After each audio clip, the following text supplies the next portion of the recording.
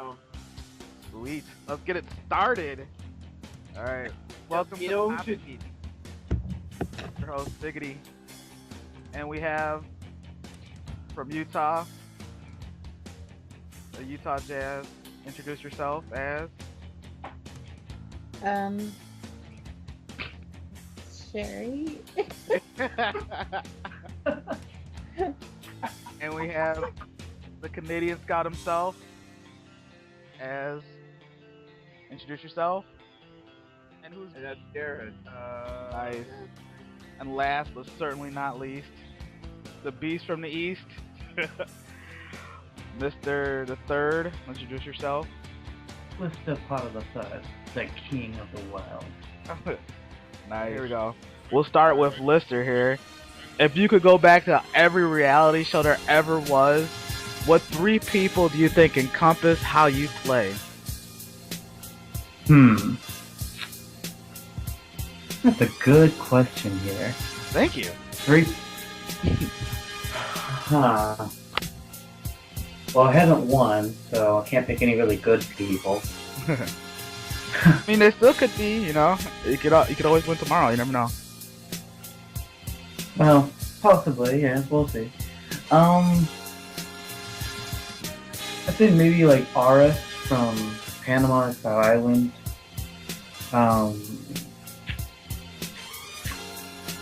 Well, I like to try and throw a little Despacito in there, but I don't think I'm very successful at that. Oh. I had to use a plastic cup, so. And mainly the funniness from him I try to use a little bit. Yeah. I see that. And who's the third? Let me go with Fabio. Nicaragua. Really? Yeah. Alright. That was an unexpected choice. Alright, Jared, we're up. Who are the three people that from any reality show you think encompasses your game?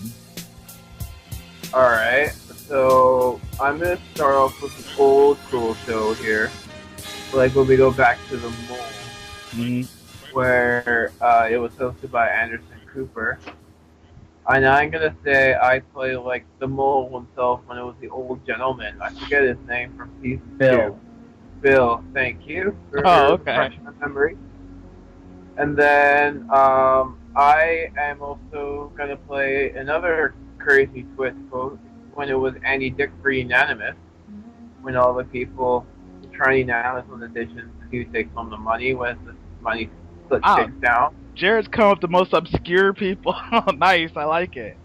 And then last but not least, and then since we are on the hot seat, and I have won orgies, haha. And I'm gonna say I'm sort of like Russell Hantz, because I can be dirty at the same time. Oh, the old Russell Hantz comes out. Alright, now the mother, Sherry, who are you like? Oh gosh, this is so hard because I don't watch that many reality shows. You've had to watch one or two.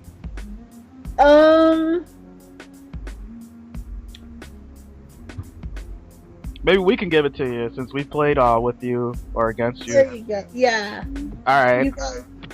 I'll go first. I will say you are like. I will say you are like. I got one for you, Alicia from Survivor Australia. Oh, that's a good one.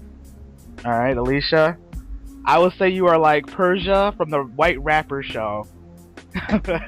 Oh, yes. I can still see it. Yeah. I'll say Nicole from Big Brother 2. Whoa, Nicole from Big Brother 2. Okay. I think everybody's gonna Wikipedia that one real quick. Let's see. He was the runner-up to Dr. Will in Big Brother 2. Indeed. I didn't even look it up. Alright, now here's a second question. Would you consider yourself more of a hero or a villain in the games you played? Or do you switch it up? We'll start with Jared. I think I'd be more of a switch up because I was originally known as a hero, but more these days, recently I've been more playing as a villain. Alright. But I don't care who I can take out. Let's see, I think everybody knows Sherry's a villain. I don't know if she considers herself that in games, right? I I don't always go in with the intention to be a villain, but I always come out one, and that's just because of the people that are playing. I mean, people are fucking stupid. That's just all there is to it.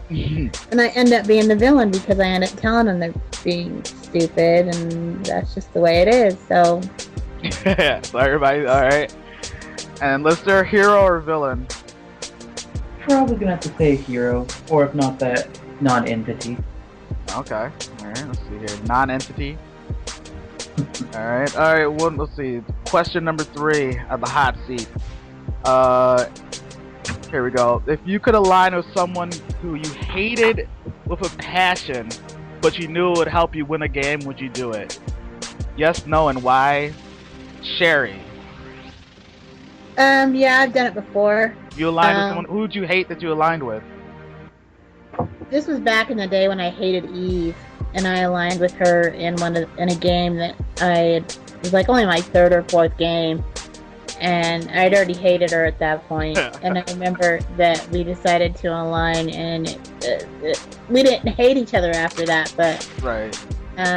I've done it before, and I'd do it again. I mean, a game's a game. I can see past personal stuff and align with someone to make it through the game, sure. Alright, cool. And then Lister, would you align with someone you hated to win a game? Hell yes I would. 'Cause people aren't gonna expect it, and you know what? You don't have to like somebody to work with them, and I can always blindside their ass later. That is very true. I think the blind side of working with people that you don't think everybody would work with is monumental. Let's hear from Jared. Would you align with somebody you absolutely hated to win a game? only if the move is worth the risk in my end game. If let's say like you knew it would capitalize, you knew it would bring you to Final 2 no matter what. It's a done deal. Are you doing it? All right. Yeah. All right. At least we are. Sorry, I was gonna say at least we aren't afraid to step out of our boundaries. True. A lot of people probably wouldn't, but looks like all 3 of us or 4 of us would. I would. I don't think I've actually had somebody in a game I hated, but if it meant winning the game, I would. So let's see here.